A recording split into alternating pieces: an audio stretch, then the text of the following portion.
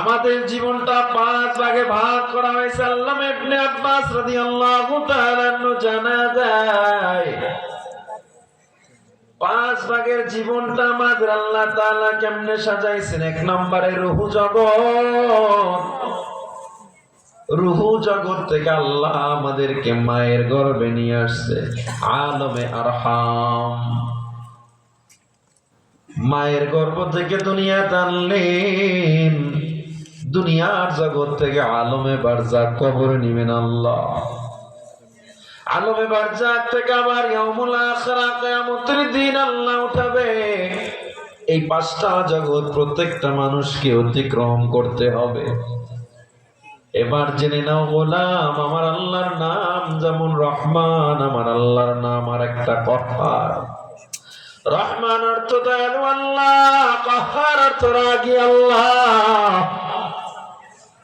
দয়ার আল্লাহর রাগী আল্লাহর কার্যক্রম কখন সংগঠিত হবে? রূহ জগতে আল্লাহ দয়া করবে, মায়ের গর্ভেও দয়া করবে, দুনিয়ায় দয়া করবে। আল্লাহ কয় সব জায়গায় দেখবি রহমান নামের দয়া কত বড়।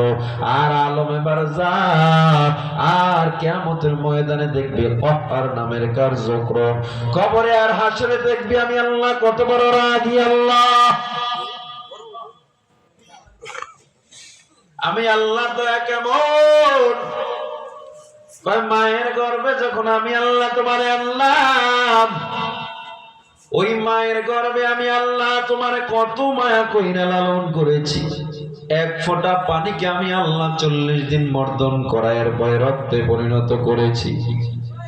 রক্ত থেকে আমি আল্লাহ মাংস বানাইয়া মাংসটারে আবার হাড্ডিতে পরিণত করলাম।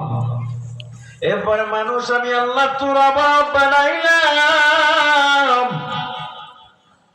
তোরে আমি আল্লাহ বানানোর পর তোর ওই দেহের মধ্যে আমি আল্লাহ রূহ ফুঁকি দিলাম।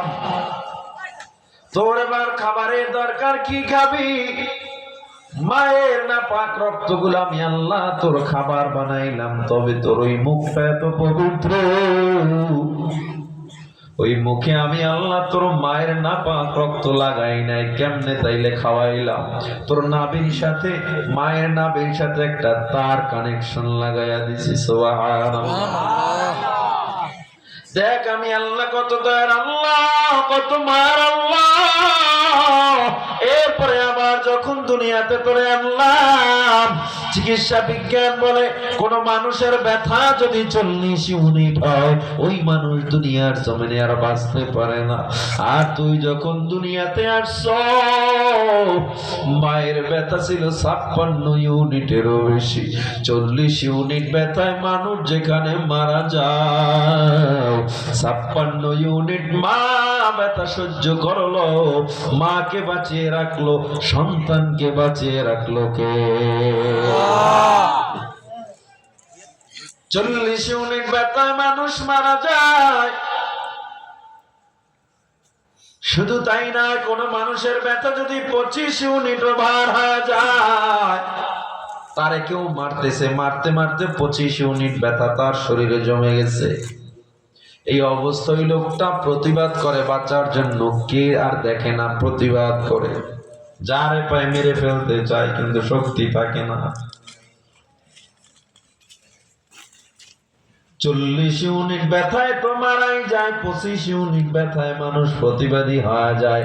আর আমার মা 56 ইউনিট ব্যথা সহ্য করে কোন সন্তানকে জন্মের পর গলা টিপে মারছে নাকি? না। বিজ্ঞান বলে আমরা জানি না কি এক অদৃশ্য মায়ার টান। মা কেমন জানি দুনিয়া সন্তান আসার পর চেহারার দিকে তাকায় সব ব্যথা ভুইলা যায়। মা আসলা মানুষ দুনিয়াতে লাঠি দিয়ে মায়ের কলি যাতে, তারপরেও মা কত খুশি, তারপরেও মা কত খুশি।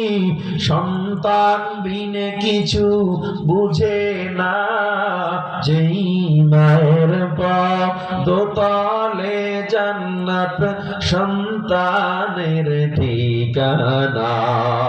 মায়ের মতো দরদিকে এই দুনিয়ায় পাইবা না, যেই মায়ের দোতালে জান্নাত সন্তানের ঠিকানা। আল্লাহ তাআলা জানায় দাও বান্দা, পীরের জন্য আমি আল্লাহ আয়াত নাজিল করি নাই, নেতার জন্য আমি আল্লাহ আয়াত নাজিল করি নাই। কেমনে ব্যবহার করবা, তোমার প্রিয় মানুষের সাথে কেমনে ব্যবহার করবা আয়াত নাজিল করি না। আর তোমার মা বাবার সাথে কেমনে ব্যবহার করবা, শুধু তাই না, কেমনে মা বাবার জন্য দোয়া করবা তাও আমি আল্লাহ কোরআনে শিখিয়ে দিলাম। ওয়াকাযা রাব্বুকা আল্লা তা'বুদু ইল্লা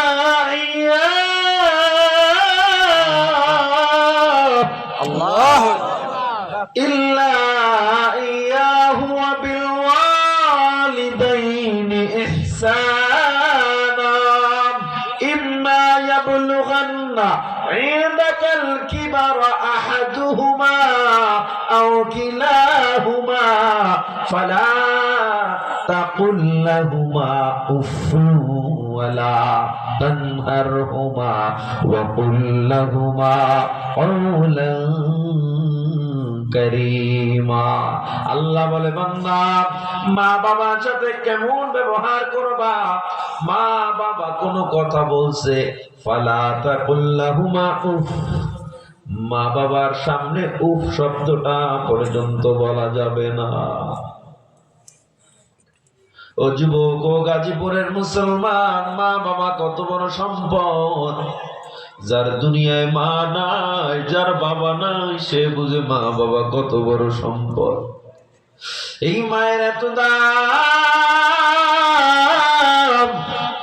বাবার কত দাম, আল্লাহ নবী জানায় দেয়। সাখতুর রাব্বি ফি সাখাতিল ওয়ালিদ, রিদার রাব্বি ফি রিদাল ওয়ালিদ, ওয়া সাখাতুর রাব্বি ফি সাখাতিল ওয়ালিদ। বাবার খুশিতে আল্লাহ খুশি থাকে। যেই সন্তানের উপরে বাবা বেজার, ওই সন্তানের উপরে আল্লাহ বেজার হয়ে যায়। ও যুবক, ও বৃদ্ধ বাবা, আমার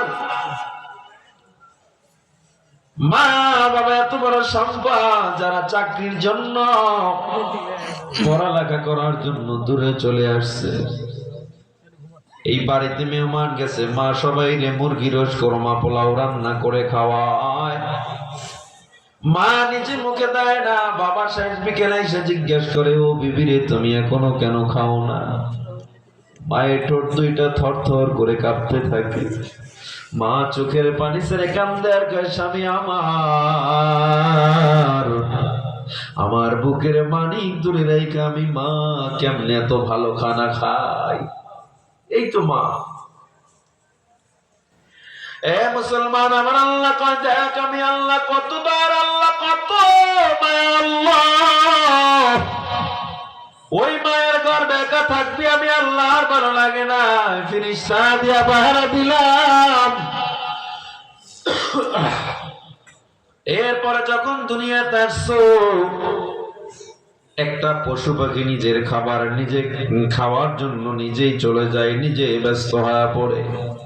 তুই এত দুর্বল, দাঁড়াইতেও পারো না, কথা বলতেও পারো না, কেমনে খাবি? তোর মধ্যে টেনশন নাই, টেনশন তো আমি আল্লাহর। তোর মায়ের বুকে আমি আল্লাহ এমন খাবার বানা দিলাম, যেই খাবার এত দাম, কত দাম। মায়ের বুকের ওই দুধের এক ফোঁটা দুধ গোটা দুনিয়ার বিজ্ঞান মিলে বানাতে পারবে না।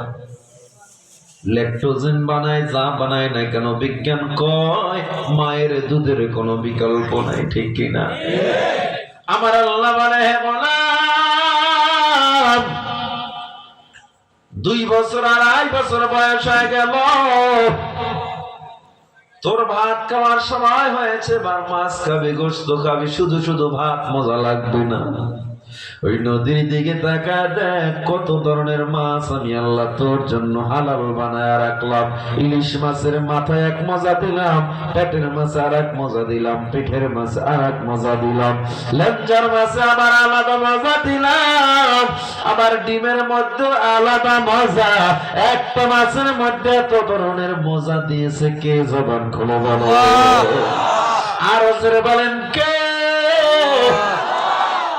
সাগর নদী আর পাহাড় বনে পাখিদের গুনগুন গুঞ্জরণে ভেসে আসে ওই সুমধুর তান, চারিদিকে শোনো আল্লাহর জয়গান।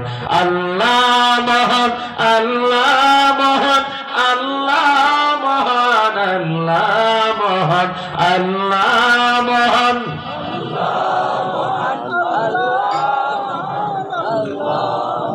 শোনো তুমি মন দিয়ে কোকিলের সুর, শুনতে লাগছে দেখো কত না মধুর, মিষ্টি মিষ্টি ওই দোয়েলের গান, রয়েছে তাহাতে কি সুধা আফরান, কোথা পেল তাহারা এ সুর অম্লান, জবাব পাবে দিল খোদা বহিয়ান।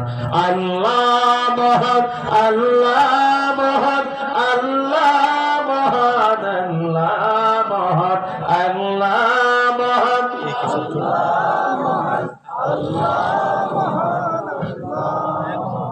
বলো যদি আকাশের চাঁদ তারা, কোথা পেলে স্নিগ্ধ এ জোছনা ধারা, সূর্যকে বলো যদি কোথা পেলে আলো, রাত্রি হলো কেন নিকষ কালো, কোথা পেল মানব এক জীবন বিধান, কোথা পেল মানব এক আল কোরআন, জবাব একটা সবই আল্লাহর দান। আল্লাহ মহান, আল্লাহ মহান, আল্লাহ মহান, আল্লাহ মহান, আল্লাহ মহান, আল্লাহ মহান, আল্লাহ মহান, আল্লাহ মহান। জবান খুলে জোরে বলেন কে মহান? আল্লাহ, সবচেয়ে বড় কে? আল্লাহ, জোরে কোন আল্লাহু আকবার। আল্লাহ, আর জোরে বলেন আল্লাহু আকবার। আল্লাহ, রিজিক দেওয়ার মালিক কে? নদীতে থেকে মাছ খাওয়ায় কে? আমার বাগান থেকে সবজির ক্ষেত থেকে সবজির ব্যবস্থা করে কে? গোশতের ব্যবস্থা করে কে? অর্থের ব্যবস্থা করে কে? আবার ইজ্জত দেয় কে? ইজ্জতি করে কে? وتعز من تشاء وتذل من تشاء।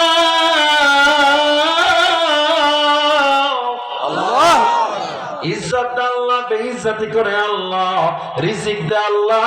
সুতরাং হুকুম চলবে কার? সংবিধান চলবে কার? আইন চলবে কার? মানব রচিত কোন আইন পৃথিবীতে চলতে পারে না। আইন চলবে একমাত্র আল্লাহর, শাসন চলবে একমাত্র ইসলামের। তাহলে দেশে শান্তি, সমাজে শান্তি, পরিবারে শান্তি আসবে, ঠিক কিনা?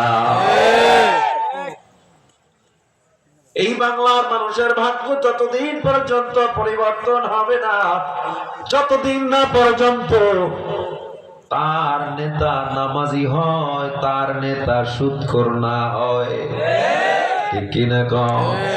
নেতার পিছনে দৌড়াইতে দৌড়াইতে পায়ের ছাল শেষ, নিজের টাকা শেষ, নেতায় তোমার রাইকে পালা গেছে, এই চিন্তা কইরা সামনে রাজনীতি কইর। এটা কইরের উপর রাজনীতি। তোমার জন্ম নিবন্ধনে ভুল পাসপোর্ট তো দূরের কথা, নেতায় তো বিদেশ গেছে গা। একটু সাউন্ড বাড়ান বক্সে। তাইলে আমরা কি বুঝলাম? নেতা যদি মানি আমার নবীকে মানতে হবে, ঠিক নেই? দাসত্ব যদি করি, কার দাসত্ব করব? মানুষের দাসত্ব করা যাবে?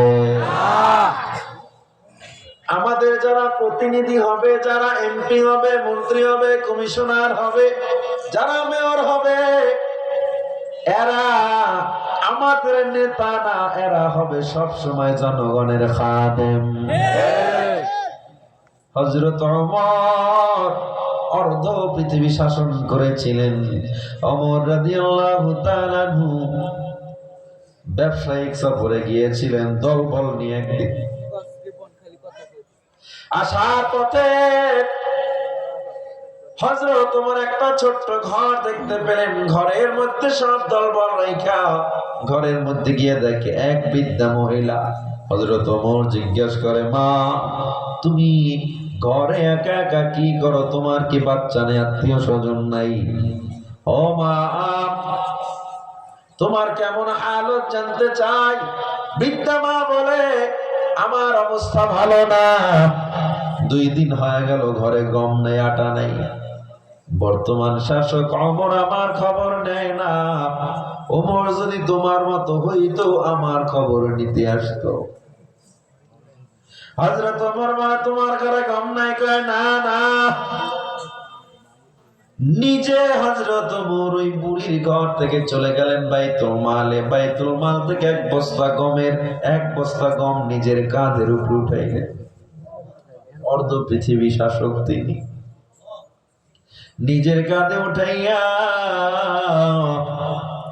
ওই বুড়ির ঘরের কিনারায় গিয়ে যখন গমের বস্তাটা রাইখা ডাক দিয়া কয়, মা গো, তুমি বৃদ্ধা হয়ে গেছো, তুমি মনে হয় নিজে রুটি বেলতে পারবা না, আমার কাছে দাও, আমি বানায়া দেই। কে সেই ওমর নিজে রুটি বানাইয়া ওই মহিলাকে খাওয়া যখন রওনা দেয়, মহিলা ডাক দিয়া কয়, ও বাবা দাঁড়াও, আমাদের শাসক ওমর যদি তোমার মতো হইতো আমার মনে হয় আর আমাদের কষ্ট থাকতো না। হযরত ওমর কোনো কথা বলে না। অনেক দূরে গিয়া কাফেলা যুক্ত হয়ে যায়। বুড়ি এবার পিছনে পিছনে বাইরে বাইরে দেখে বিশাল দলবলের সামনে ওমরের জন্য ঘোড়া অপেক্ষা করতেছে। হযরত ওমর ঘোড়ার পিঠে চলে রওনা দেয়। বুড়ি পিছনে যে একজনকে জিজ্ঞেস করে, এই দলবহরটা কার? বলে, বর্তমান শাসক খলিফাতুল মুসলিমিন ওমরের এই দলবহর নিয়ে ওমর তাদের বাইতুল মালের কিনারায় যাইতেছে। বুড়ি কয়, তাইলে ওমর কি? পিছন থেকে একজন সাহাবী বলে, ও মা,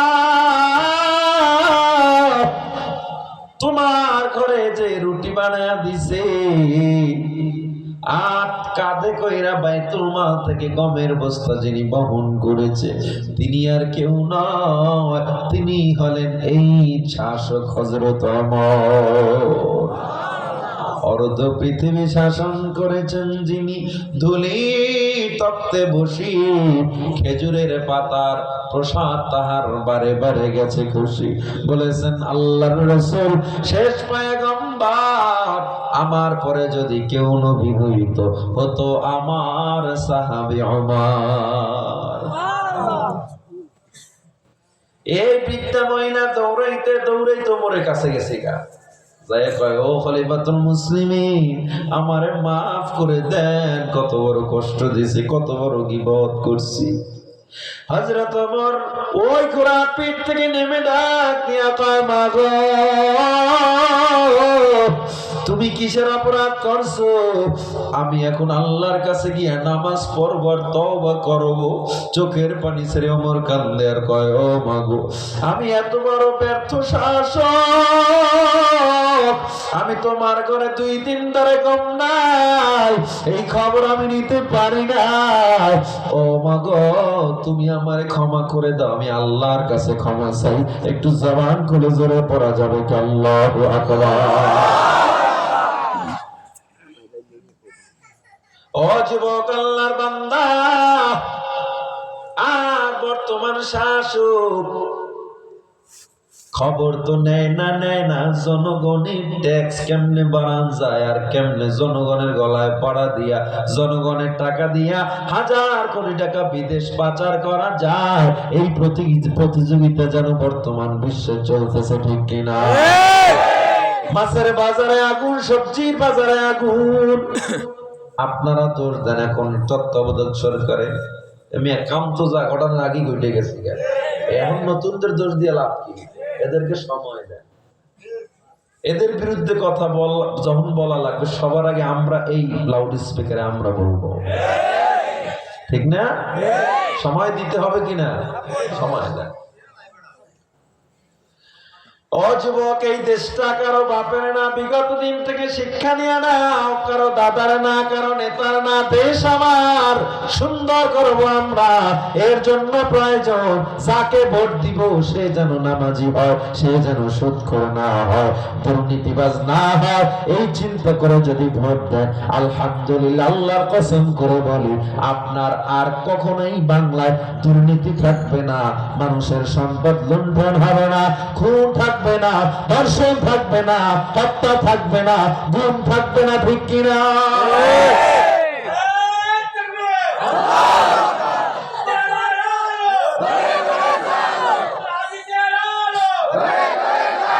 দেশটা লক্ষ মায়ের ইজ্জতেরই দামে কেনা, মাটিতে মিশে আছে লাখ শহীদের রক্ত কণা।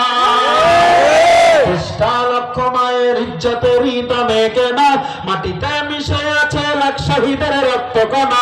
শহীদের রক্তের দামে কেনা আমাদের সোনার পিতা, শহীদের রক্তের দামে কেনা আমাদের সোনার পিতা। তবে কেন অভ্যাস হলো বিদেশিদের চরণ চাটা?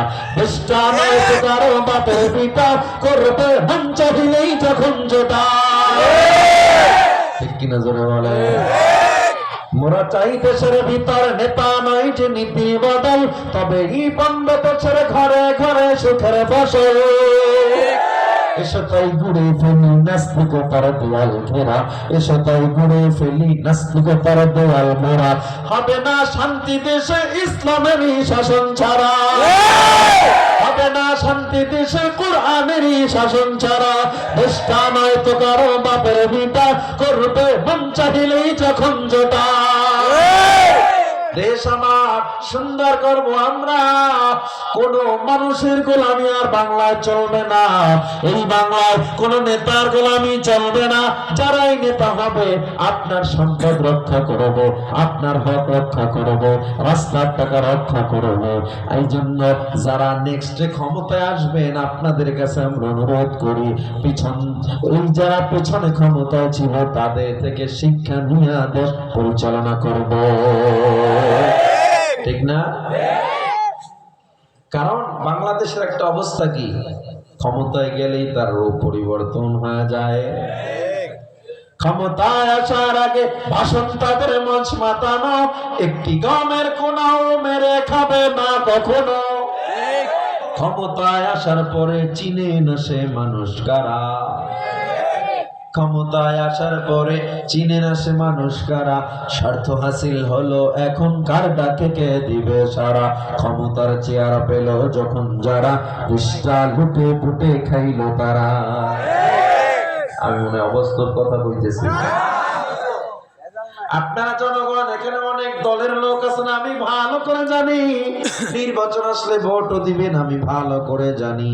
তবে অনুরোধ করব, এই বাংলাদেশের বিগত সাবেক যারা ছিলেন, যারাই ছিলেন, এক দল আর দুই দল না, 53 বছরে আজ পর্যন্ত, এখনো পর্যন্ত বাংলাদেশের মানুষ পরিপূর্ণ স্বাধীনতা পায় না। যারা খালি 16 বছরের দোষ দেন, হ্যাঁ 16 বছর দোষ একটু বেশি। 16 বছর ছিলাম লাইফ সাপোর্টে, আগের বছরগুলো ছিলাম আইসিইউতে, এর চেয়ে বেশি কিছু না। এখন একটু সুস্থ আছি, তাও ডায়াবেটিসের ওষুধ খাইয়ে, ঠিক নেই, কন্ট্রোলে আছে। কিসে আছে? কন্ট্রোলে আছে। আবার যদি বেশি কইরা চিনি খাওয়া শুরু করে, আবার ডায়াবেটিস বাইরে যাইব গা, ঠিক নেই। সুতরাং যারা নেক্সট নেতৃত্বে আসবেন, আমাদের অনুরোধ, আবার যেন শহীদ মিনারে দাঁড়াইয়া দেশ তৃতীয়বার স্বাধীনতার ডাক দেওয়া না লাগে।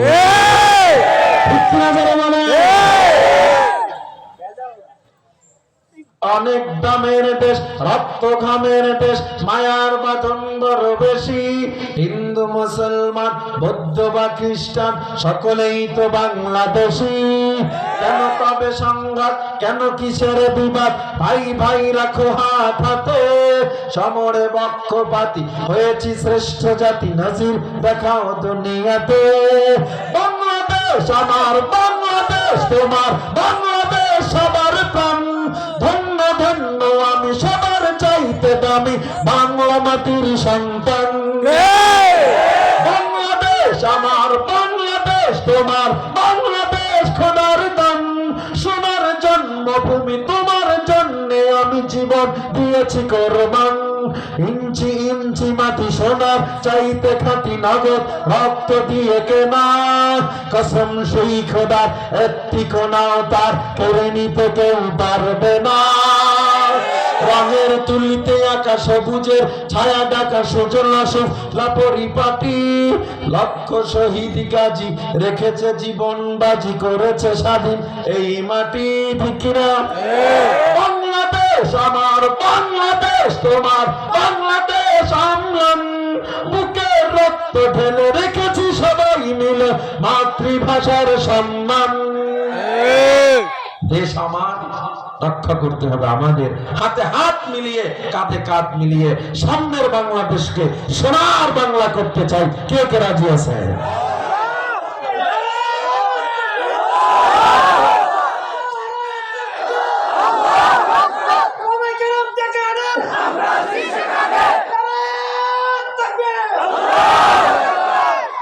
আল্লাহ আমাদের কবুল করেন, বলেন আমিন। আরো জোরে বলেন আমিন। একটা দেশ কখনো একজন সরকার সুন্দর করতে পারে না, প্রত্যেকটা জনগণকে সরকারের ভূমিকা অবতীর্ণ হতে হয়। জনগণ কিন্তু সরকারের ভূমিকায় থাকতে হয়। কলার ছোলা পড়ে আছে, সরানোর দায়িত্ব সিটি কর্পোরেশনের। আপনি ধরলেন এটা সিটি কর্পোরেশন আছে, দেশ সুন্দর হবে? ওই কলার চোখলাটা আপনার নিজ দায়িত্ব যদি ডাস্টবিনে ফেলান, দেশ সুন্দর হয়ে যাবে। আগুন লাগছে, এই আগুন থামানোর দায়িত্ব কার? বলে ফায়ার সার্ভিস। আমি যাব না, দেশ সুন্দর হবে না। ঠিক কিনা? জোরে বলেন। কষ্ট হচ্ছে আপনাদের? চলবেন একটু টাইম, আল্লাহ কবুল করেন, বলেন আমিন। ফায়ার সার্ভিস আগুন নিভাইবে, জন্য আমি অপেক্ষা করলাম। দেশ সুন্দর হবে? হবে না। দেশ যদি সুন্দর করতে হয় আমাদের সরকারের সহযোগী হিসাবে কাজ করতে হবে, কি হবে না? আল্লাহ আমাদের তৌফিক দেন, বলেন আমিন। ও মুসলমান, বলতেছিলাম রিজিক দে আল্লাহ, ইজ্জত দে আল্লাহ, আবার বেইজ্জতি করে আল্লাহ। সুতরাং কেউ ক্ষমতা নিয়ে দম্ভ দেখাইবা না, অহংকার দেখাবা না। ফেরাউনকে কিন্তু আমার আল্লাহ বহু ছাড় দিয়েছিল। শেষমেশ ওই নীল নদ, ওই লোহিত সাগরের পানির মধ্যে চুবাই আল্লাহ মেরেছিল। নমরুদ এত বড় নিজের খোদা দাবি করছি, অনেক উঁচাই, ওইটা আল্লাহর গায়ে তীর মারছে নমরুদ। আল্লাহর গায়ে তীর মারে। নমরুদ এত বড় নিজের খোদা দাবি করছে, পয়গম্বর ইব্রাহিমকে আগুনে ফেলাইছে। নমরুদ এত বড় খোদা দাবি করছে, তার মতো প্রভাবশালী খোদা ওই সময় তো দূরের কথা, আশেপাশের 100 বছরে তার মতো প্রভাবশালী নেতা ছিল না। আল্লাহ কয়, তুই যত বড় প্রভাবশালী হও, আমি আল্লাহ তাআলা ক্ষমতা চিরদিন রাখি না। একটা ল্যাংড়া পাও ভাঙা মশা দিয়ে আল্লাহ নমরুদের মেরে ফেলেছিল, ঠিক কিনা? আর আপনি 56,000 বর্গ মাইল একটা দেশ, ছোট্ট একটা দেশের মধ্যে আপনি এইখানে যারা বসে আছেন, না প্রধানমন্ত্রী না রাষ্ট্রপতি, যদি বুঝতাম না কেন্দ্রীয় দায়িত্বশীল তাও না, সদস্য পদ পাইয়া যা করতেছে মনে হয় মন্ত্রীরাও এত পাওয়ার নাই। হইছে কি হয় না? আফসোস আফসোস ও মুসলমান, কাছের অনেক মানুষ থেকে অনেক কিছু জানতে পারছি, শুনতে পারছি, দেখছি। আসলে আমাদের দেশের রাজনীতিটা অসুস্থ রাজনীতি। এই রাজনীতি মানুষকে শান্তি দেওয়ার জন্য রাজনীতিটা, অথচ আমাদের রাজনীতি মানুষের ঘর পোড়ায় ফেলে। আমাদের রাজনীতি আরেকজনের জীবন চলে যাচ্ছে। আমাদের রাজনীতি মা এতিম হয়ে যায়। আমাদের রাজনীতিতে বাবা এতিম হয়ে যায়। স্কুল শিক্ষার্থী বাসের তলে পিষে যায়। আমাদের রাজনীতি, এটা রাজনীতি না কখনো, এটা হলো পেট নীতি। কি দেখবেন, যখন স্বার্থ থাকবে না, রাজনীতি করার পর ফায়দা পাবে না, দেশের রাজনীতির প্রতি মানুষের আগ্রহ কমে যাবে। চিন্তা করে কমিটি আনবে, 10 লাখ টাকা খরচ করে হইলো অন্তত ওয়ার্ডের সভাপতি দেন, 10 লাখ টাকা খরচ করে কিনলে 1 কোটি কামাইবে জন্য, তাহলে এই দেশ সুন্দর হবে? আল্লাহ সবাই সহি বুঝ দান করেন। আমিন।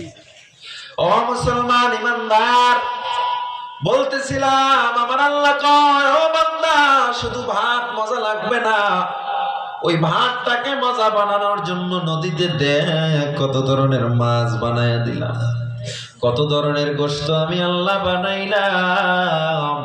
এগুলো সব দয়া, আমি আল্লাহর দয়া, রহমত আর দয়া।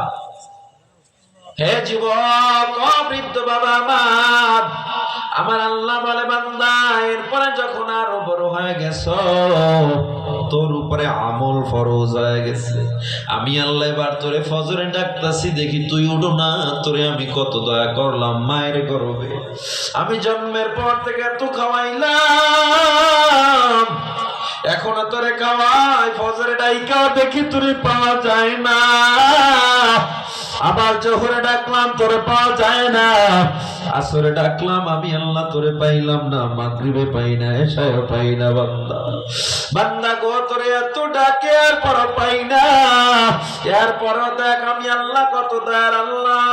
নামাজ পড়া বান্দা, নামাজি বান্দা যেই নদীর মাছ খায়, আমিও তোরে সেই নদীর মাছটা দিলাম, আমি আল্লাহ কিচ্ছু বলতেছি না, কারণ আমি আল্লাহ দুনিয়াতে শুধু দয়া দেখাবো, দয়া।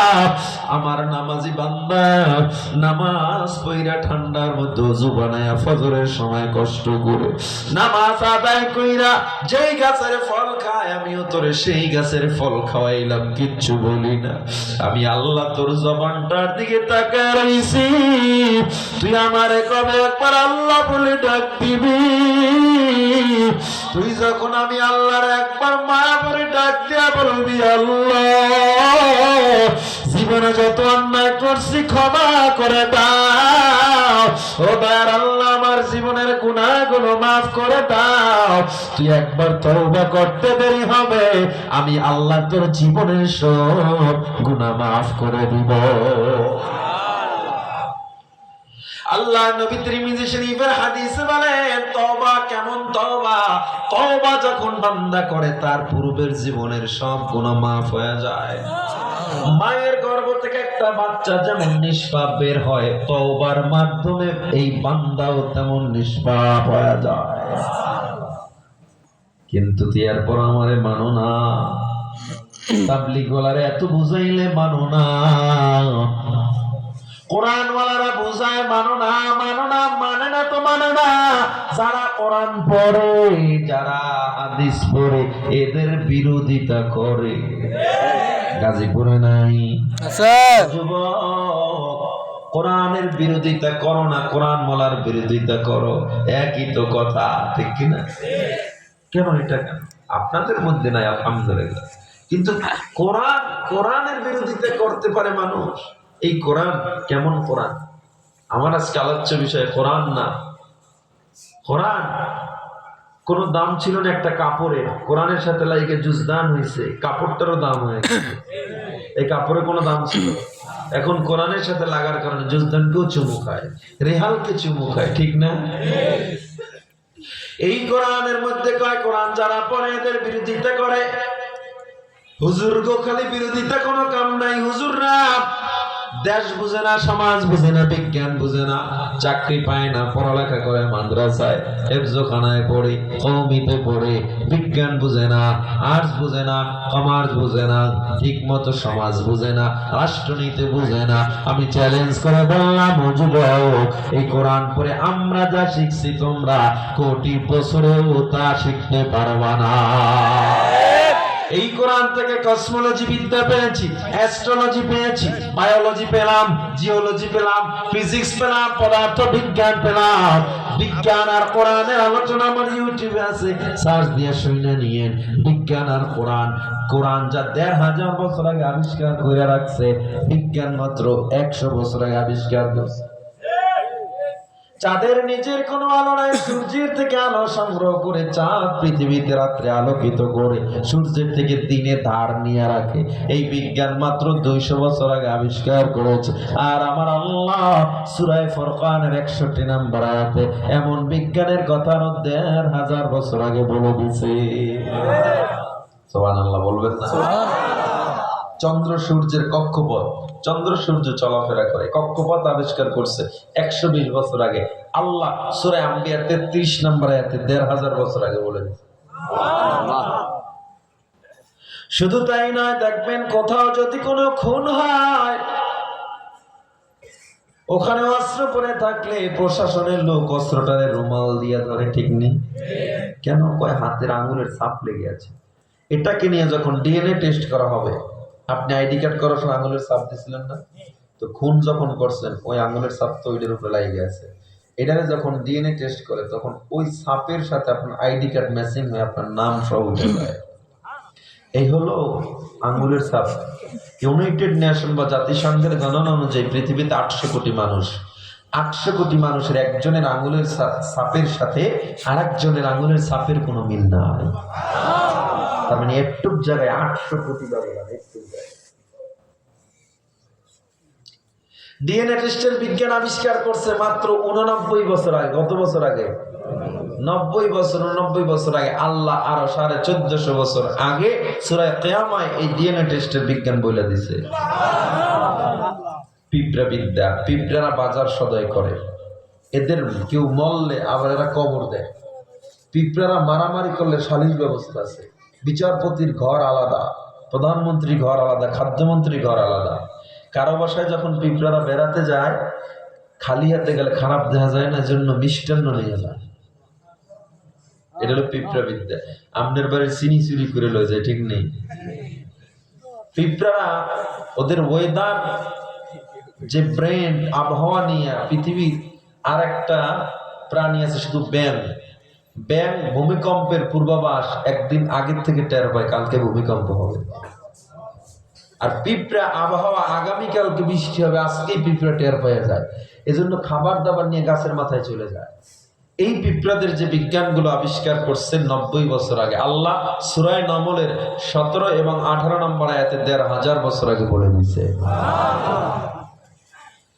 বিজ্ঞান বলে কেউ যদি হার্টকে ভালো রাখতে চাও, ডান কাত হয়ে ঘুমাও। আর 1500 বছর আগে আমার নবী কয় ডান কাত হয়ে শোয়া সুন্নাত। বিজ্ঞান বলে পাকস্থলী ভালো রাখতে চাও, মদ পান কইরো না। আল্লাহ 1500 বছর আগে কয় মদ পান করা হারাম। বিজ্ঞান কয় পাকস্থলী লিভার ভালো রাখতে চাও, শুকরের গোশত খেও না। 1500 বছর আগে আল্লাহ বলে শুকরের গোশত হারাম।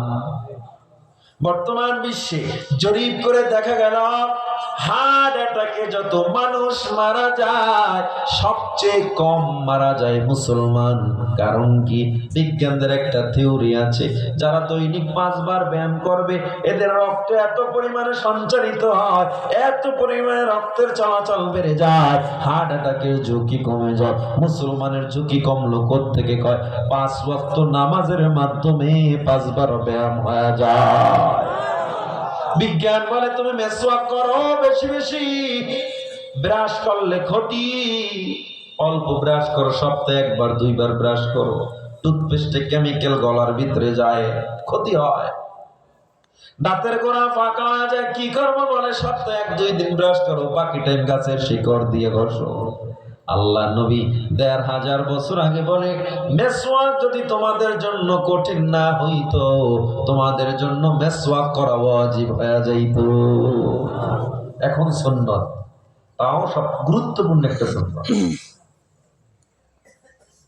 এরকম সারা রাত চলে যাবে, কোরআন বিজ্ঞান নিয়ে আলোচনা শেষ হবে না। কোরআনের বিরোধিতা যারা করে ওদের জন্য ঠিক নাই। ইসলামের বিরোধিতা যারা করে এরা দেশের শত্রু, দুনিয়ার শত্রু, মানবতার শত্রু, ইহুদির দ্বারা।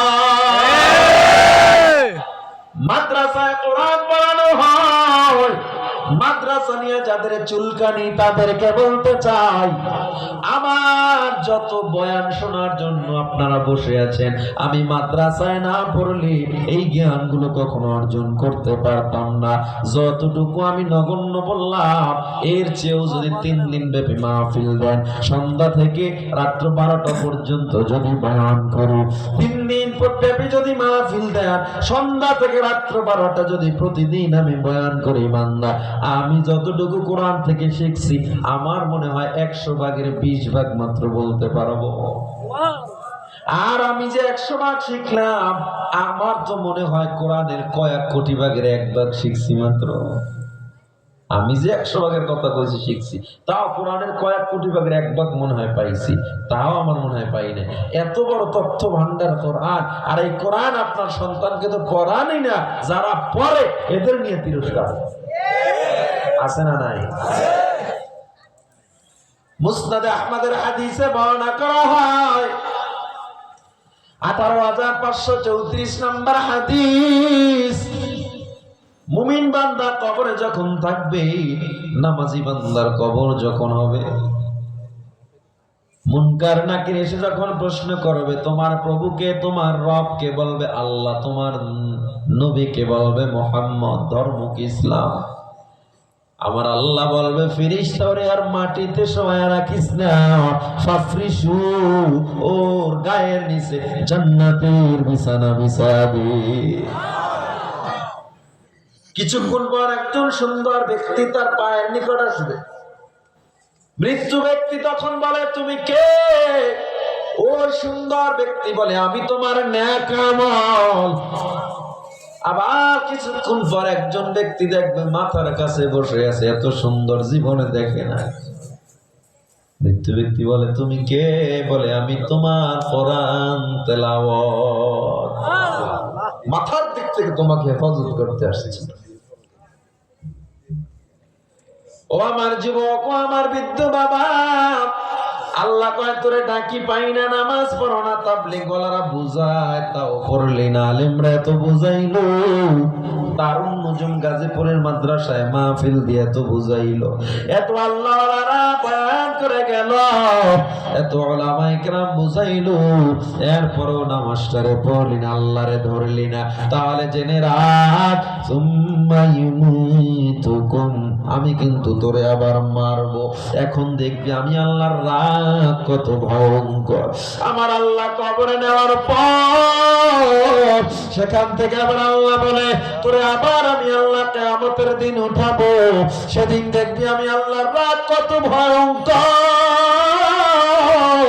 আমি আল্লাহর সামনে নবীরা পর্যন্ত দাঁড়াতে পারবে না, তোর পীর তো দূরের কথা, নেতা দূরের কথা, তোর ক্ষমতা, তোর টাকা পয়সা কোনোদিন কাজে আসবে না। কিয়ামতের ময়দানে বর্তমান সিরিয়ার জমিনে আল্লাহ একটা চেয়ার নিয়ে বসে যাবে।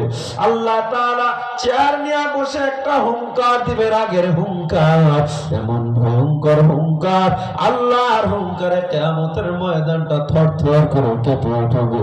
শুধু তাই না, আল্লাহর হুঙ্কারে মানুষগুলো 50,000 বছর বেহুশ হয়ে থাকবে। আল্লাহু আকবার, আল্লাহু আকবার, আল্লাহু আকবার। আম্মা জানায় সার করে একদিন নবী গিয়া বসে বসে কান্দে। আম্মা জানায় নবীর সামনে হাঁটু গেড়ে বসছে, হাঁটু গেড়ে বসে ডাক দিয়ে কয় পয়গম্বর, আমি কি এমন অপরাধ করলাম আমার ঘরে এসে আপনি কান্না করে? আমার নবী চোখের পানি ছেড়ে কান্দে আর কয় আয়েশা, আমি তোমার কোন অপরাধের জন্য কান্না করি না। ও আয়েশা, আমি কাঁদি কিয়ামতের দিন আমার উম্মতের কি উপায় হবে।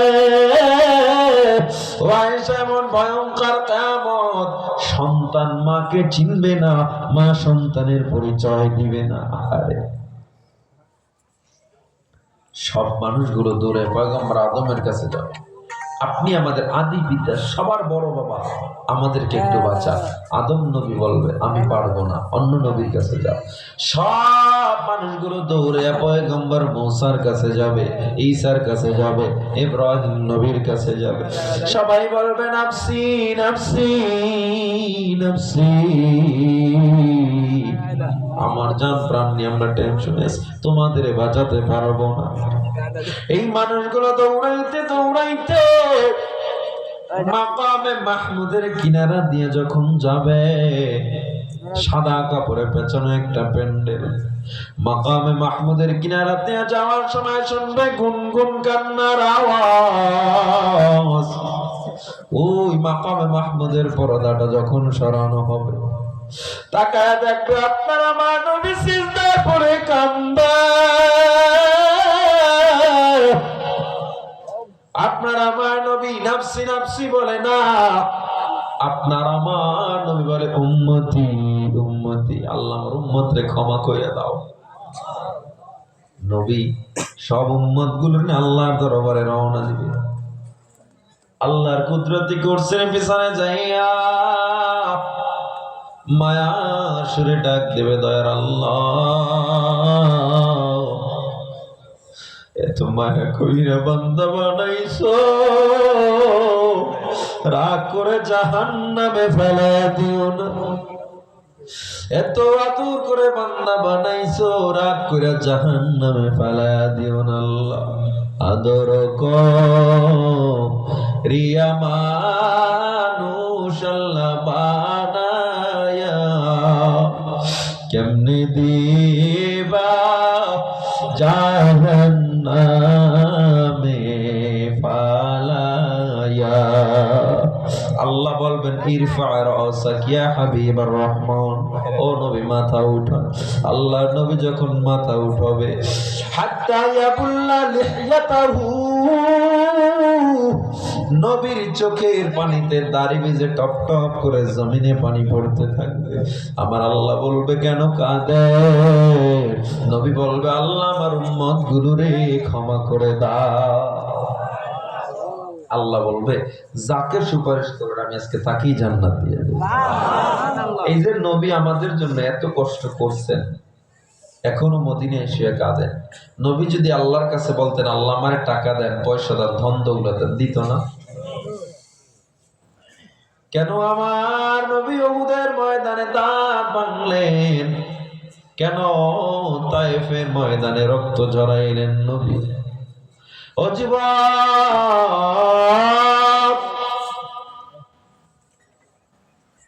নবী উম্মতরে শিখাইলেন উম্মত আমি কষ্ট করছি একমাত্র তোমাদের জন্য,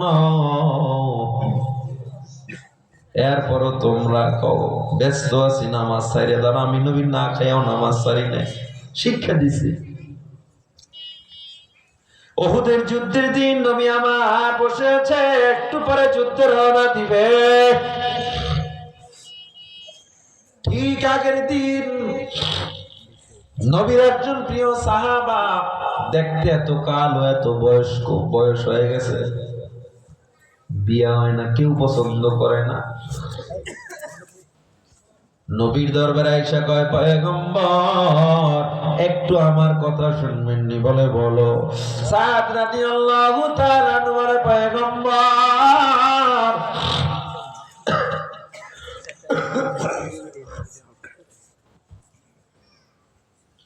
ও নবী আমি এত কালো, মদিনার কোন মেয়েরা আমায় বিয়া করে না, আমার বয়স অর্ধ হয়ে গেছে, মধ্য বয়সী মুরব্বীর মতো হয়ে গেছে, আমারে কেউ পছন্দ করে না। ও নবী আমায় বলেন আল্লাহ আমারে পছন্দ করে তো? আমার নবী বলে ও সাদ, আমার আল্লাহ মানুষের চেহারা দেখা ইমানদার নির্ণয় করে না সাদ। আমি নবী বললাম ইনশাআল্লাহ তুমিও জান্নাতে যাইবা। এবার নবীজি বলে তুমি তো বলছো তোমার বিয়ে হয় না, আমি নবী বললাম মদিনার সর্বশ্রেষ্ঠ সুন্দরী তোমার বিবি হবে। যত উপস্থিত সাহাবা ছিল অবাক হয়ে গেছে, এটা কি বলতেছে নবী? মদিনার থার্ড ক্লাস ফ্যামিলির কোন মেয়ে তার সাথে বিয়ে বসতে চায় না, না আছে বাড়ি গাড়ি, না আছে টাকা পয়সা, আর সর্বশ্রেষ্ঠ সুন্দরী আমার নবী মানে শুধু তাই না, মদিনার সবচেয়ে ধনাঢ্যবান ব্যক্তির মেয়েটাই তোমার বিবি হবে। সুবহানাল্লাহ সুবহানাল্লাহ। নবী এবার ডাক দিয়া কয় সাদ যাও যাও যাও, ইবনুল ওয়াহাব মদিনার নেতা, ওর মেয়েরে গিয়া বিয়ার প্রস্তাব তো ইবনুল ওয়াহাবের কাছে যাও, ইবনুল ওয়াহাবকে গিয়া বলো বিয়ার প্রস্তাব। এবার সবাই অপেক্ষা অবাক হয়ে গেছে, এতক্ষণ শুনতে চাইছিলাম কে ধনী ব্যক্তি, তাও ইবনুল ওয়াহাব যে মদিনার নেতা। কিন্তু নবীর আদেশ অমান্য করার কোনো সুযোগ নাই। চলে গেছে ইবনুল ওয়াহাবের বাড়িতে, একটু মনোযোগ দিয়ে কথাটা শুনেন। ইবনুল ওয়াহাবের বাড়ি গিয়া ডাক দিয়া কয়, নেতা আপনার মেয়ের বিবাহের প্রস্তাব নিয়ে আসছি। কি বলেন আপনি? বলে পাত্রকে বলে আমি। ইবনুল ওয়াহাব বলে, ও সাদ, আমার মেয়ের ভবিষ্যৎ আমি নষ্ট করতে পারবো না। তোমার মতো একটা লোকের সাথে আমি মেয়ে বিয়ে দিলাম, খাওয়াইতে পারলে না, বাবা হিসাবে আমি এটা মানতে পারি না কখনো। ইবনুল ওয়াহাব মনটা খারাপ করে যখন রওনা দেয়, জানালা থেকে একজন মেয়ে ডাক দিয়া কয়, দাঁড়াও একটু কথা শুনে যাও। ইবনুল ওয়াহাব দাঁড়াইছে, মেয়েটা কিনারা গিয়া বলে, ইবনুল ওয়াহাব আমার বাবা, আমি তার মেয়ে। ও সাদ দাঁড়াও, এদিকে আসো, আমার বাবার সামনে একটু দাঁড়াও। হযরত সাদ বাবার সামনে দাঁড়াইলো। এবার মেয়েটা বলে, সাদ আমার বাবারে বলো তোমারে কে পাঠাইছে? সাদ বলে, আমারে রহমাতুল লিল আলামিন পাঠাইছে। মেয়েটা আবার বলে, আর একবার বলো তোমারে কে পাঠাইছে? সাদ বলে, আমারে আমার মায়ার নবী পাঠাইছে। এবার মেয়েটা দেখে বলে, বাবা তুমি কি শুনছো? আমাকে আমার নবী সাদের জন্য পছন্দ করেছে। আমি মেয়ে, তুমি রাজি থাকো আর না থাকো, আমি সাদকে ছাড়া কারো সাথে বিবাহ বসবো না। ইবনুল ওয়াহাব কয়, মা আমিও রাজি হয়ে গেলাম, আমি তোর সুখের জন্যই বলেছিলাম, তুই যেহেতু রাজি, আমি বাবাও রাজি হয়ে গেলাম। এবার বিয়া পড়ানোর জন্য আল্লাহ নবী সাদকে বিবাহ পড়াইতেছে। উহুদের যুদ্ধের দিন সাদকে বলে, মওলানার টাকা দাও। সাদ, আমার কাছে কোনো টাকা নাই নবী। আমার নবী ইবনে ওমর থেকে 200 দিনার নিল, ওসমান থেকে 200 দিনার নিল, কত হইল? 400 দিনার নিয়ে সাদের হাতে দিয়া বলল, 200 দিনার বিবির মহারানা দিবা, বাকি 200 দিনার দিয়া তোমার নতুন বউয়ের জন্য কেনাকাটা করে এরপরে বাসায় যাইবা। গোটা মদিনা আজকে সজ্জিত হয়েছে, তোমাকে বরণ করার জন্য জলদি চলে যাও। কিন্তু সাদ যায় না, দাঁড়ায় রইছে। আমার নবী কয়, কেন যাও না? সবাই তোমার অপেক্ষায় জামাই বরণ করবে। সাদ দাঁড়াইছে, চোখ বেয়ে পানি পড়তেছে। আমার নবী ডেকে বলে, সাদ কেন দাঁড়ানো, কেন যাও না? সাদ কয়, পয়গম্বর আমি কোথায় যাব? কয়, তুমি নতুন বিবির কাছে যাইবা। হযরত সাদ বলে, নবী আপনি কোথায় যাবেন? আমার নবীকে আমি উহুদের যুদ্ধে যাব। সাদ কয়, নবী আপনারে ফালায় আমি একা যাব না, আপনি যুদ্ধের ময়দানে যাবেন, যুদ্ধ করবেন, আর আমি নতুন বিবির কাছে যাব, এটা হতে পারে না। আল্লাহু আকবার বলেন, আল্লাহু আকবার। এত বছরের সাধনা, নতুন বিবি তাও যায় না। নবী অর্ডার করে দিল, যাও তোমার বিবির কাছে যাও, আমি নবীর অর্ডার। সাদ এবার রওনা দিয়ে দিল। অর্ডার পায়া চোখের পানি ছেড়ে কান্না করতে করতে মদিনার বাজারে চলে গেল। সাদ কেনাকাটা শুরু করছে। যুদ্ধের ময়দানে নবী চলে গেছে, মুসলমানের কাফেলা সবাই এক জায়গায় দাঁড়ায় আছে, যুদ্ধের জন্য প্রস্তুত। গোটা যুদ্ধের ময়দান মুসলমানের একটা সময় দখলে চলে গেছে। ঘোষণা হয়ে গেছে, কালেমার পতাকা উঠছে, উহুদের যুদ্ধে মুসলমান বিজয়। নবীজি যারা ওমরায় গেছেন, হজে গেছেন, দেখবেন উহুদে এখনো ছোট্ট একটা পাহাড় আছে, বড় পাহাড়ের পাশে একটা ছোট্ট পাহাড়। ওই পাহাড়ে নবী আমার 10 জন সাহাবী নির্ধারণ করেছিলেন, এ সাহাবা, এই পাহাড় ত্যাগ করবা না। আমরা বিজয় হইলেও গনিমতের মাল নিবে, এরপর তোমরা জায়গা ত্যাগ করবা না, কারণ এখান থেকে শত্রু আক্রমণের ভয় আছে। ওই 10 জন সাহাবা মুসলমানের বিজয়ের পর দেখে সাহাবায়ে কেরাম সবাই গনিমতের মাল সংগ্রহ করতেছে, তার মানে মুসলমান বিজয় নিশ্চিত।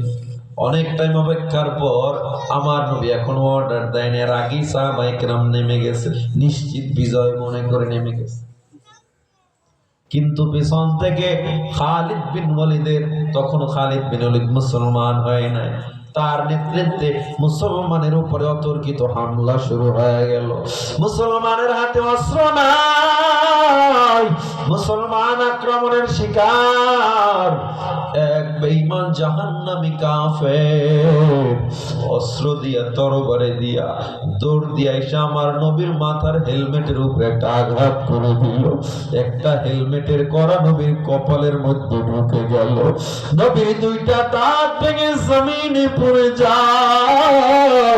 আমার নবী রক্তাক্ত অবস্থায় জমিনে পড়ে যায়। এদিক দিয়া সাত নতুন বিবির জন্য কেনাকাটা হয়ে গেছে, দিনারটা দোকানওয়ালার হাতে দিছে। রওনা দিয়া যখন ঘুরবে, হঠাৎ কানে আওয়াজ, ওদের ময়দানে নাকি আমার নবী শহীদ হয়ে গেছে। সাত এবার দোকানওয়ালাকে ডাক দিয়া কয়, মালগুলো ফেরত না, আমার দিনারগুলো ফেরত দাও। দোকানওয়ালা কয়, কেন? আমি নতুন বিবির কাছে যাব না। ওই দোকানওয়ালা কয়, তোমার মাথায় কি সমস্যা? এমন একটা ফ্যামিলি ছাইরা কেউ আমার যায় নাকি? সাত ডাক দিয়ে কই, তুমি কি শুনো না? আমার নবী উহুদের রক্তাক্ত, আমার নবী নাকি না। আমি সাত নতুন বিবির কাছে যাব না, আমারে তাড়াতাড়ি টাকাগুলো দাও। হযরত সাত টাকাগুলো নিল, নিয়ে কি করছে, 100 দিনার দিয়ে একটা ঘোড়া কিনছে, আর 100 দিনার দিয়ে একটা তরবারি কিনছে। তরবারি কিনে, ঘোড়া কিনে, চেহারা একটা কালো কাপড় বাঁধছে, চোখ 2টা বের হয়ে রয়েছে। কেন কালো কাপড় বেঁধেছিল যুবক? কারণ নবী যদি বেঁচে থাকে আবার আমারে বলবে, বিবির কাছে যাও। আমি নবীর থেকে আসবো না যতক্ষণ যুদ্ধ শেষ না হয়। এজন্য কালো কাপড় পরে নিজের আটকায় রওনা দিছে। জোরে জোরে বলা যাবে কি আল্লাহু আকবার। যুদ্ধের ময়দানে নেমে সাহাব যুদ্ধ যখন শুরু করে দেয়, সাহাবের তরবারির এত পাওয়ার, এত পাওয়ার, মুসলমান নওয়াব এত পাওয়ারফুল ইমানদার কে? এর আগে তো আমরা দেখি না। তার তরবারি এত পাওয়ার, মনে হয় ওমর তরবারি চালায়, মনে হয় আমির হামজা তরবারি চালায়। এমন সাহাবাটাকে আমরা চিনতে পারলাম না। চোখ 2টা দেখা যায়। এদিকে নবী আমার গর্তের মধ্যে বেহুশ হয়ে রয়েছে। ওমর আলী আবু বকর দৌড়ে আসছে, আইসা দেখে আমার নবী রক্তাক্ত জমিনে পড়ে আছে।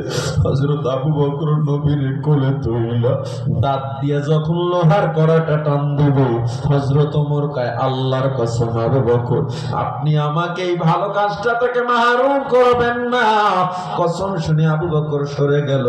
হযরত ওমর নিজের দাঁত দিয়ে লোহার কড়াটা টান দিল। হযরত ওমরের 2টা কাঁচা দাঁত ভেঙে জমিনে পড়ে গেল। আমার নবী সজাগ হয়ে দেখে ওমরের দাড়িগুলো রক্তে লাল হয়ে আছে। হযরত ওমরের মুখ থেকে রক্ত বের হচ্ছে। আমার নবী ডাক দিয়া কয়, ওমর, তোমার মুখে রক্ত, তোমার কষ্ট হয়, আমাকে ছাড়াও। তোমার কি কষ্ট হয় না? আমি তো দেখি তোমার দাঁত ভেঙে জমিনে পড়ে গেছে। হযরত ওমর কয়, মায়ার নবী গো, আমি আজকে লজ্জিত। আমি বেঁচে থাকতে আপনার গায়ে বেঈমান আঘাত করে দিল, আর আপনি বলতেছেন আমার দাঁত ভেঙে গেছে। ও নবী, আজকে আমার মাত্র 100 ওমর, আল্লাহ যদি আমাকে 100 জীবন দিত গো, আমি 100 জীবন আপনার জন্য কোরবানি করে দিতাম। ও যুবক আল্লাহর বান্দা, হযরত ওমর নবীরে জড়ায়া ধরছে, আলী, আবু বকর, ওসমান, আবু তালহা সবাই নবীরে জড়ায়া ধরছে। আমার নবী সবাইরে কসম দিয়া কয়, যাও যাও জলদি যুদ্ধের ময়দানে যাও। কেউ যায় না, কসম দিয়া যখন কইছে যাইতেছে। কেউ নবীর একা ফেলায়া যেতে চায় না, বেঈমানরা আক্রমণ করতে পারে এই ভয়। যখন নবীর কসম শুনিয়া তারা রওনা দিছে, হযরত ওমর তার ঘাড়টারে আস্তে আস্তে নবীর দিকে ঘুরায় আর কয়, মায়ার নবী, চলে যাইতে বলতেছেন, যাচ্ছি, তবে আপনার যেন কিছু না হয়। আপনার যদি কিছু হয় এই ওমর কিন্তু বাঁচবে না রে নবী। সব সাহাবায়ে কেরাম নবীর অর্ডার পেয়ে চলে যায়। বেঈমানরা নবীর একা পেয়ে তীর মারা শুরু করে দিছে। তলহা রাদিয়াল্লাহু তাআলা লাফ দিয়া গিয়া নবীরে জড়ায় ধরছে। তলহাকে জানো, যেদিক থেকে নবীর গায়ে তীর আসে সেদিকেই তলহা নিজের বুকটারে ঘুরায়া দেয়। যেদিক থেকে তীর আসে সেদিকেই বুকটারে ঘুরায়া দেয়। তলহার গায়ে সেদিন একটা আর দুইটা না, 70টা তীর বর্ষার আঘাত লেগেছিল। আমার নবী তলহা অবস্থা দেখে কয়, এ তলহা, তোর কষ্ট কি হয় না? তলহা নবীর এবার কান্দে উঠাইছে, কাঁধে উঠাইয়া নবীর নিয়ে রওনা দিছে। নবীর মুখটা তলহার কানের কাছে। নবী দুর্বল, আস্তে আস্তে কয়, তলহা, তোমার অবস্থা দেখে আমি অবাক হয়ে যাচ্ছি। এক তীরের আঘাতে মানুষ দাঁড়াইতে পারে না, তুমি আমারে কাঁধে করে কই যাও? কয়, নবী পাহাড়ের উপরে যাই। তলহার গায়ে একটা আর দুইটা না, 70টা তীর বর্ষার আঘাত। এরপরও নবীকে নিয়ে পাহাড়ের চূড়ায় চলে যাও। নবী কয়, কেন যাও? কয়, নবী, লিআন্না লি নাফসান ওয়াহিদা, আমারে তো আল্লাহ একটা জীবন দিছে, আমি তো একটু পরে আর দুনিয়ায় থাকবো না নবী। আমার তো সব জায়গায় তীরে ক্ষত বিক্ষত হয়ে গেছে। আপনার যদি আমি একটু পরে দুনিয়া থেকে বিদায় হয়, এরপরে আপনার যদি আবার শত্রু আক্রমণ করে, এই জন্য আপনারে কাঁধে করে আমি পাহাড়ে চূড়ায় উঠাইয়া নিরাপদে নিয়ে যাচ্ছি। মদিনার জিন্দেগিতে নবী হঠাৎ করে হাউমাউ করে কান্না করতেন। সাহাবায়ে কেরাম প্রশ্ন করে, নবী কোন প্রসঙ্গ ছাড়া কেন কাঁদেন? নবী কয়, প্রসঙ্গ ছাড়া কাঁদি না, আমার যখন তলহার কথা মনে পড়ে যায় আমি চোখের পানি আর ধরে রাখতে পারি না। আমি জিন্দা মুমিন সেদিন দেখেছিলাম মৃত্যু লাশ কেমনে হাঁটে। যেদিন তলহারে 70টা তীর বর্ষার আঘাত নিয়ে আমাকে কাঁধে করে উহুদের পাহাড়ের চূড়ায় যেতে দেখছিলাম, সেদিন আমি বুঝছিলাম জিন্দা লাশ কেমনে হাঁটতে পারে। নবী আমার যখন উঁচু জায়গায় বসা, যুদ্ধ চলতেছে, নবী হযরত আবু লুবাবাকে ডাক দিয়া কয়, তার হেনা ইয়া আবু লুবাবা, হে আবু লুবাবা, একটু এদিকে আসো। উংজুর, ওদিকে একটু তাকায়া দেখো মান হুয়া, ব্যক্তিটাকে। আবু লুবাবা তাকায়া দেখে, চোখ দুইটা দেখা যায়, কালো কাপড় বাঁধা, চিনা যায় না। কয়, নবী কেন? কয়, তুমি কি দেখো ওর তরবারির পাওয়ার কি পরিমাণ, কে এমন সাহাবা? হযরত আলী রাদিয়াল্লাহু তাআলা আনহুকে নবী ডেকে বলে, আলী, এই পাওয়ারফুল সাহাবাটাকে বীর পাহলোয়ান। হযরত আলী এত বড় একজন সাহাবা, 70 জন মানুষ এই দরজা উঠাইতে পারে না।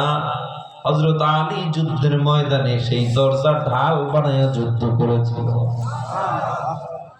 সেই আলী অবাক, ও নবী, এমন একজন সাহাবা যে জীবনের মায়া ত্যাগ করে ফেলেছে, আল্লাহর জন্য জীবন উৎসর্গ করে যুদ্ধ করতেছে। আমার নবী তাকায় রইছে, হঠাৎ সাদের বুকে কোন বেঈমান যেন তীর মেরে দিছে। সাদ যুদ্ধ অবস্থায় হঠাৎ করে ঘোড়ার পিঠ থেকে জমিনে পড়ে গেছে।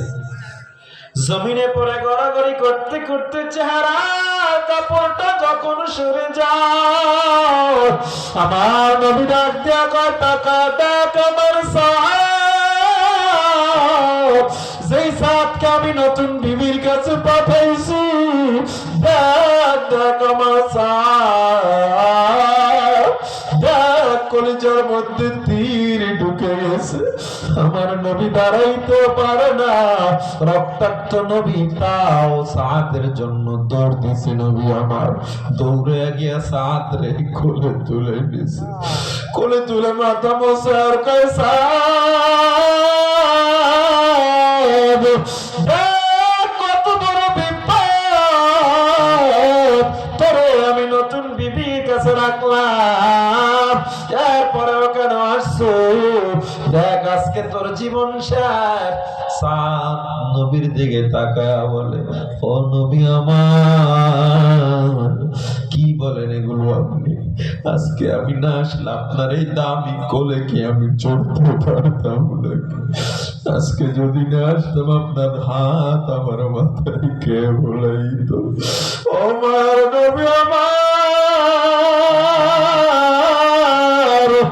ও নবী আমার জন্য দোয়া করেন, আল্লাহ যেন আমার ক্ষমা করে দেয়।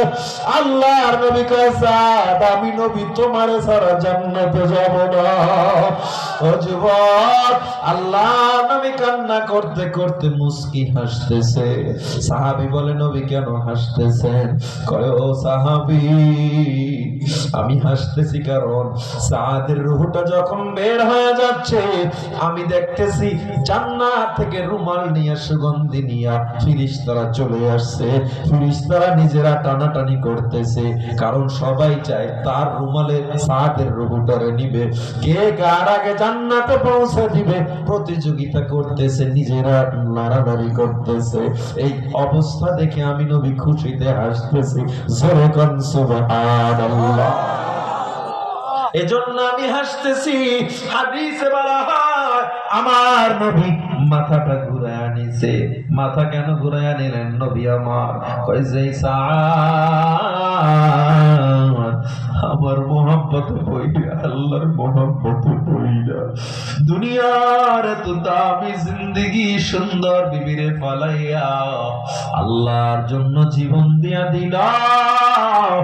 আল্লাহ এই সাদের জন্য এমন সুন্দরীর ব্যবস্থা করেছে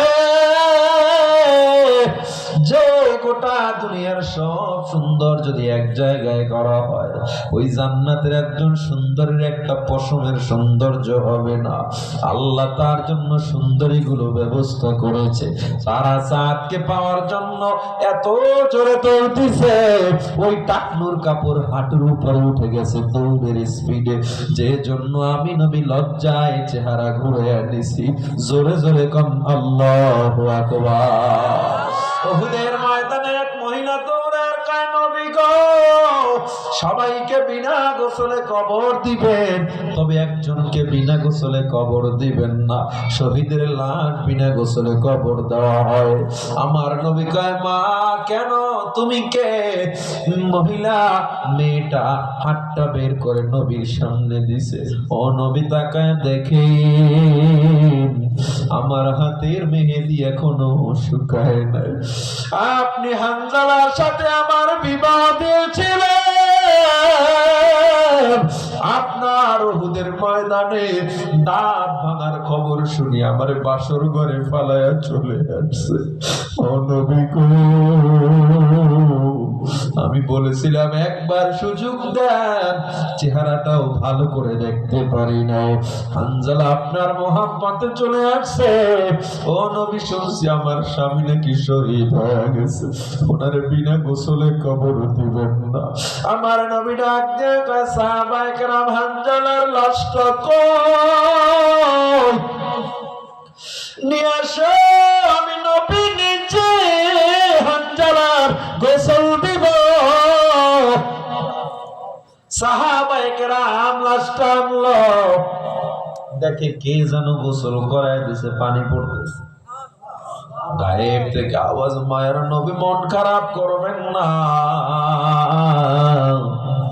আল্লাহ এত খুশি হয়েছে হানজালার প্রতি, জান্নাতের পানি দিয়া ফিরিস্তা দিয়া আল্লাহ নিজেই গোসল করা দিছে। ও আমার যুবক, ও আমার বৃদ্ধ বাবা, রাতের শেষ অংশ শুরু হয়ে গেছে, রাত্র 12:30টার কাছাকাছি। এই সময় আল্লাহ দোয়া কবুল করে। ও যুবক, গুনাহ তো জীবনে আমরা কম করলাম না। ও বৃদ্ধ বাবা, এখান থেকে বাড়ি যাওয়ার গ্যারান্টি নাই। RAB, army, police, OCDC, SBIG, commissioner, doctor, barrister, professor, engineer, এদের মধ্যে দাড়িওয়ালা নামাজির অভাব নাই। তুমি আমি কেন পারবো না? যে যেই সেক্টরে আছি, নামাজটারে আর ছাড়বো না, দাড়িটারে কাটবো না, আল্লাহরে ভুলবো না। এই অবস্থায় কে কে রাজি আছে? একটু হাত দুইটা আল্লাহরে দেখা দাও। নারায়ে তাকবীর। ওদের আল্লাহ তাকা দেখো। মাদ্রাসা দারুন নূর গাজীপুরে, দারুন নজুম গাজীপুরে, এই মাহফিল থেকে আমরা রাত্রে শেষ অংশ আদা করতেছি। আর আমরা গুনাহ করব না, নামাজ পড়ব না, আল্লাহ নিজে কোরআন পড়ব, সন্তানকে কোরআন পড়াবো। আল্লাহ, ওই কবরে তুমি জান্নাতি হিসাবে আমাদের কবুল করো। রব্বুল আলামিন আমাদের গুনাহ মাফ করে জান্নাতের মেহমান হিসেবে কবুল করো। আমাদের নেক আশা পুরা দাও। সবাই জোরে জোরে বলেন আমিন, আর জোরে বলেন আমিন।